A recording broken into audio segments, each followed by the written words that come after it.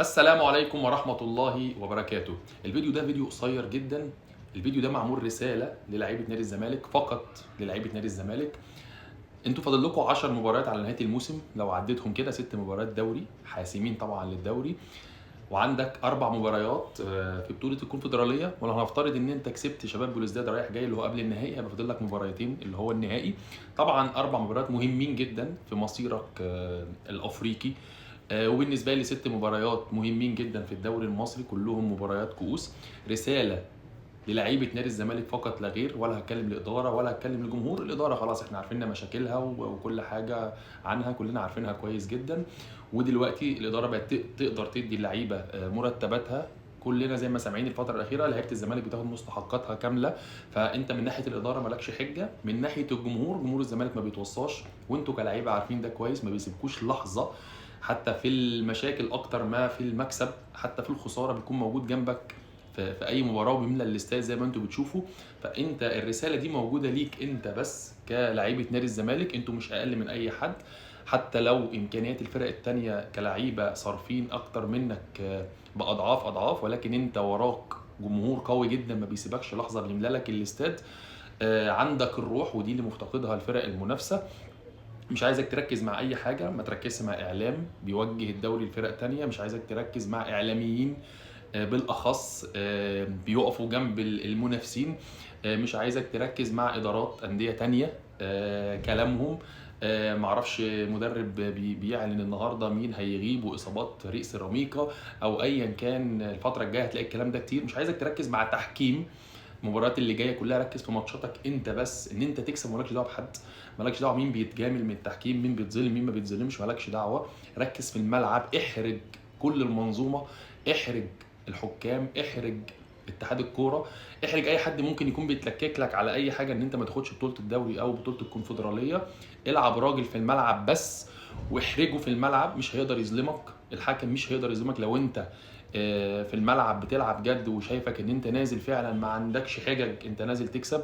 سيب المنافس الحكام تعمل معاه اللي هي عايزاه، سيب المدربين يعملوا اللي هم عايزينه معاه.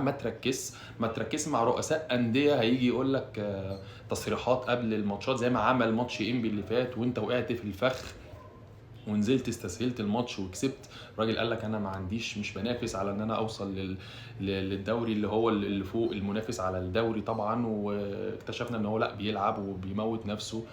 مفيش حاجه اسمها انا مش عايز اكسب.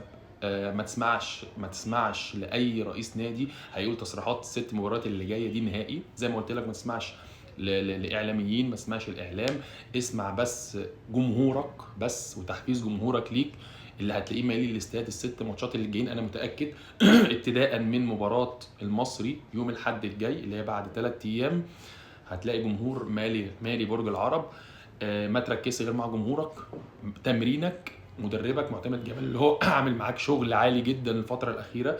مالكش اي حجه. انا كواحد من جمهور نادي الزمالك، مش هتكلم ان انا واحد بتكلم وبعمل فيديو، انا هتكلم من واحد كجمهور نادي الزمالك. مش عايزك تركز معايا حاجه خالص. معاك مدرب كويس جدا، انتوا لعيبه كويسه جدا، انتوا تقدروا تكسبوا كل ماتشاتكم، تقدروا تكسبوها. وعايز اقول لك حاجه، مفيش حد من المنافسين اللي معاك سواء الاهلي او بيراميدز او سيراميكا، مفيش حد هيكسب الست ماتشات نهائي. انا عايزك تنزل تكسب الست ماتشات.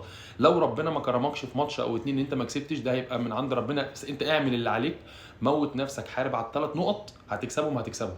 ما كسبتش يبقى احنا بنقول لك شكرا ان انت عملت مجهود وموتت نفسك في الماتش وما كسبتش. دي عكس اراده ربنا، خلاص احنا مش هنقدر نقول حاجه. لكن غير كده ان انت جمهور الزمالك مش هيرحمك لو انت اتخاذلت في الملعب. لكن لو انت نزلت موتت نفسك في الملعب، جمهور الزمالك حتى لو خسرت انت عارف كده كويس ان جمهور الزمالك بيقف جنبك وما بيسيبكش. الفرق المنافسه هتقع ولكن انت لازم تموت نفسك.